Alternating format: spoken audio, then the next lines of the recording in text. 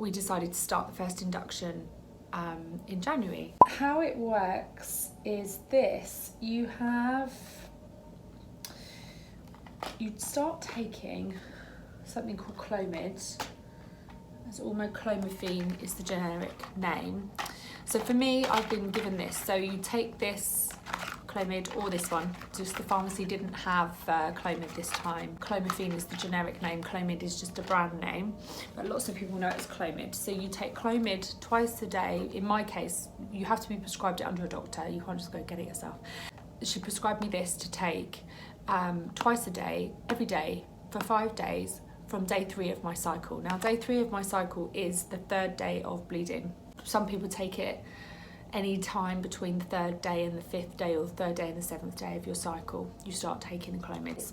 Then once that's done, on day 8, I have to go in and have an ultrasound to see how many sort of follicles are actively producing good eggs this cycle. And then she will then time some injections as we go, which you have injected just into your stomach area, 3 injections, and then you then have another injection once the eggs they have to be 2 centimeters, no, 2 millimeters, 2 millimeters. I think it's 2 millimeters because it's not very big in there. Anyway, so they have to read 2 on whatever the scale is that they use. It has to be 2 or more. That's what they're aiming for.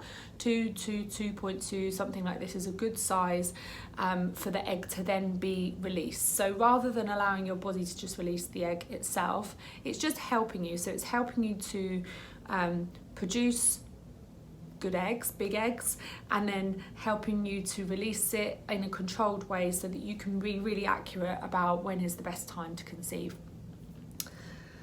So today is day 1,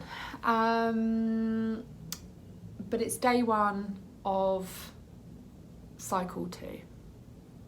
So it's funny because I wasn't expecting to feel as sad as I feel, or I don't feel or sad as I have felt for the last couple of days. We did the first cycle exactly as I've just told you, with the Clomid, with the injections, with the release, and then you get sent home to try and naturally conceive, and you get given the best days. So we did that and we got pregnant, which was really a wonderful feeling, to be told that you're pregnant on your first try, which was just super nice. Yeah, and I felt pregnant. I felt so tired. I didn't get any spots that I would normally get when I was expecting a period, so I didn't have any bad skin, but I just felt exhausted. I felt very emotional. And I felt pregnant, and the reason I say, and I knew I was pregnant from pretty much the day after I conceived, even though I didn't say anything to anybody. I just felt in my body, I thought, I'm pregnant, I think. And the reason I knew I was pregnant is because I have been pregnant before. So when I was much younger, I left home at 15-ish, ran away, and sort of my life went a bit off the rails for a good few years. And during that time, through naivety, stupidity, all different types of reasons, just pure carelessness, I got pregnant multiple times and had multiple terminations. So a lot of those times I found out when I was, a good few, sort of 8 weeks in, 10 weeks in, one of them. And I had terminations every time, and luckily I haven't got any major scarring or anything as a result, because all of them it was before the termination pill, that you take the pill. It was before that even existed, so every single one was a suction termination, which comes with its own risks, but being young and thinking I was just invincible, I didn't really think. Anyway, so I know what it's like to feel pregnant, so I recognised that I felt pregnant. And then as part of this fertility sort of treatment, you then go back in and have a HCG test, BHCG I think it's called, which is a hormone test.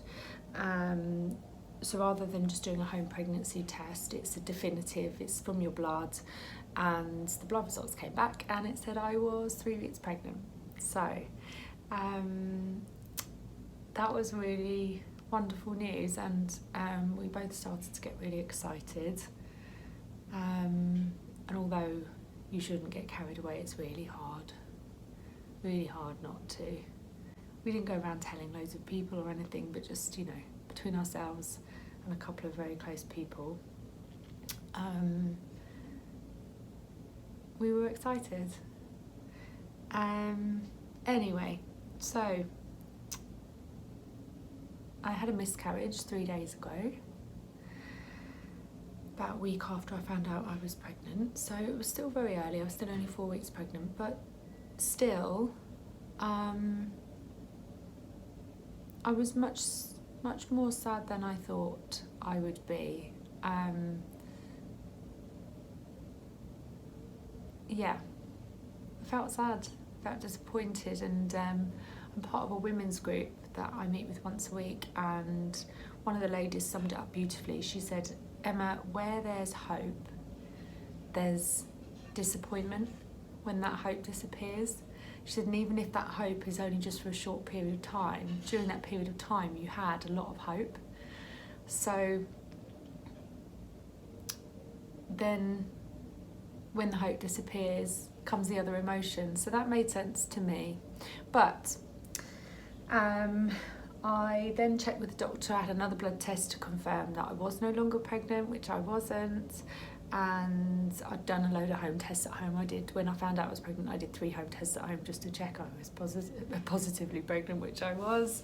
3 positive tests. And then when found out I wasn't pregnant, I did 3 home tests that confirmed I wasn't pregnant, and then had it followed up by a blood test. And then obviously the inevitable came, which was the bleeding, and today is day 4, and I've been given the all clear to start again. So basically I have done 1 round of this. This is my round 2, and I'm going to document it. And when we're out of this hard space, I will share it. So whenever you're watching this is not super recent, because it's sensitive, and until we're out of this part, I can't share it. So once we're out of this part, I'll share it in the hope that it might help someone. And I'm just going to document it each day. So today is my first day of Clomid. 5 days, I'll check in every day. Last month when I had Clomid, by day 2 I was being a bit crazy. Yep, apparently I was very hard work. I mean, I'm hard work anyway, so yeah, I'm bossy, demanding, very headstrong. So yeah, Emma on Clomid probably isn't that easy to live with, so we'll see, and I'll let you know how it goes. So yeah, no side effects yet, but as like last month, I'm sure they will come. I had some weird side effects last month. Actually, I had apart from the emotional side effects, I also had eczema flare up on my elbows, which I get when I'm tired and stressed. That flared up, and I also had a weird rash appear in the middle of my chest that stayed until the day that I was no longer pregnant. So I'll let you know how the symptoms and everything go this time round, and let's see what happens.